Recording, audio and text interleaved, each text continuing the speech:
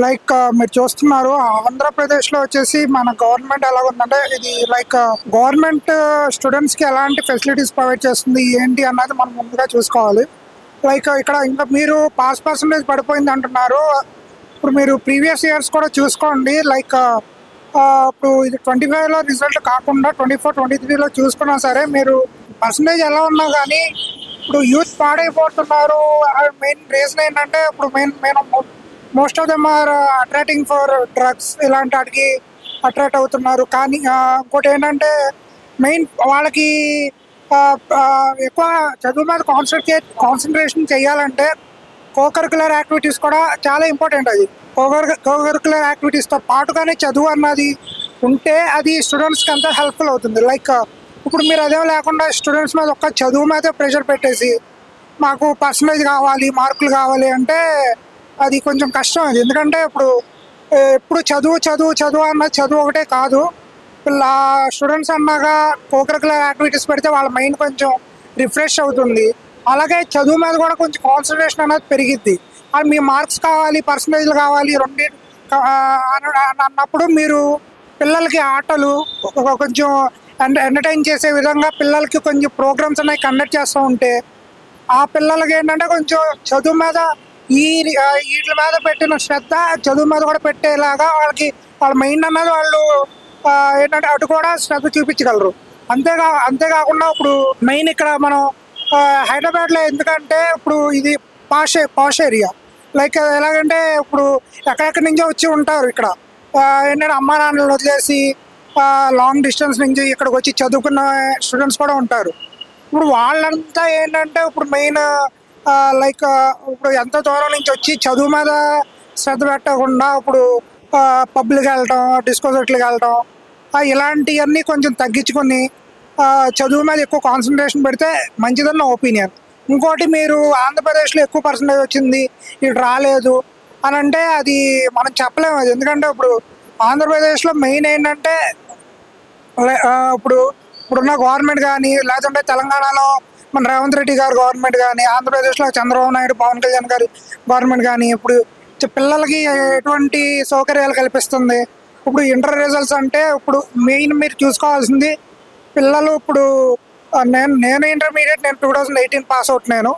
2018 pass out అయినప్పుడు నాకు అప్పుడు మంచి పర్ఫార్మెన్సే వచ్చింది. అంటే అప్పుడు మన స్టేట్ అన్నది డివైడ్ కాకముందు కూడా మనకి ఆంధ్రప్రదేశ్ పాస్ పర్సంటేజ్ వేరే స్టేట్స్తో కంపేర్ చేస్తే చాలా బాగుంది. అలాగే ఇప్పుడు మీరు వేరే స్టేట్స్ చూసుకుంటారు, కొన్ని అయితే అసలు లిటరసీ రేట్ అన్నది కొన్ని వేరే స్టేట్స్లోకి వెళ్తే చాలా తక్కువ ఉంటుంది. ఇప్పుడు హైదరాబాద్, ఆంధ్రప్రదేశ్లో లిటరసీ రేట్ ఎక్కువ. అలాగే మీరు ఉత్తరప్రదేశ్ కానీ లేదంటే మీరు మహారాష్ట్ర తీసుకోండి, అలాగే ఇప్పుడు కర్ణాటక పక్కన ఉన్న కర్ణాటక తీసుకోండి, చెన్నై తీసుకోండి. అలాగే ఇవన్నీ చూసుకున్నప్పుడు లిటరసీ ఇప్పుడు పాస్ పర్సంటేజ్ అన్నది మీరు స్టూడెంట్స్ అన్నది మెయిన్ ఏంటంటే చదువు మీదే ఫోకస్ కాకుండా వేరే ఆట మీద కూడా శ్రద్ధ పెట్టి అలాగే గవర్నమెంట్ కూడా మంచి స్కీమ్స్ అన్నవి వాళ్ళకి ఇవ్వాలి. అలాగే మంచి కోకరికులర్ యాక్టివిటీస్ అన్నవి పెట్టాలి.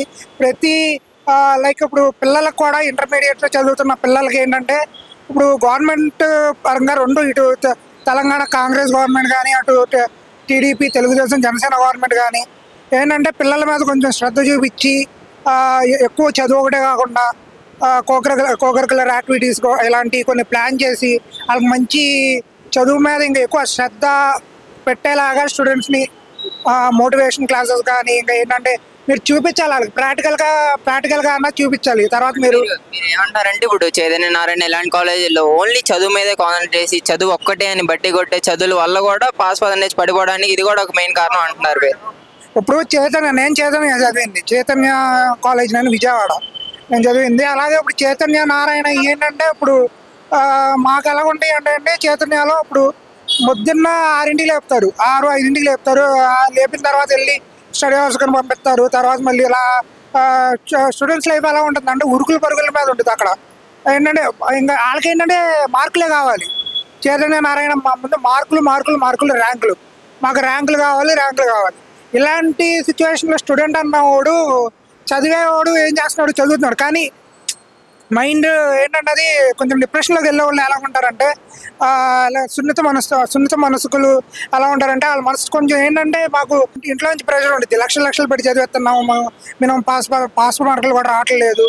ఏంటంటే వాళ్ళకి పాస్ మార్కులు రాని వాళ్ళనే కనీసం పాస్ చేయాలన్నట్టు చూస్తారు. అలాగే ర్యాంకుల స్టూడెంట్లు ఏం చేస్తారంటే చదివి ఇప్పుడు వాళ్ళకి మాకు బ్యాచెస్ అన్నవి ఉంటాయి, చైనా బ్యాచ్ అని, లేదంటే అంటే మెరిట్లో వచ్చిన వాళ్ళని ఎంపీఎల్ మెడికోన్ అని ఇలా సెక్షన్స్ ఉంటాయి మాకు. లైక్ మెరిట్లో వచ్చిన వాళ్ళనే కొన్ని డివైడ్ చేసేవాళ్ళు. వాళ్ళు డివైడ్ చేసి ఎక్కువ వాళ్ళు ర్యాంకులు కావాలి, ఏంటంటే మేము గొప్పలు చెప్పుకోవాము, మాకు ఎక్కువ వచ్చినాయి. వేరే కాలేజెస్ కూడా ఉంటాయి, మేధా కాలేజ్ ఉంది, అలాగే ఇప్పుడు నెంబర్ ఆఫ్ కాలేజెస్ ఉన్నాయి, ఎన్ఆర్ఐ కాలేజెస్ ఉన్నాయి, చెప్పుకుంటూ పోతే నాగార్జున కాలేజ్ యూనివర్సిటీ ఉంది, కేఎల్ యూనివర్సిటీస్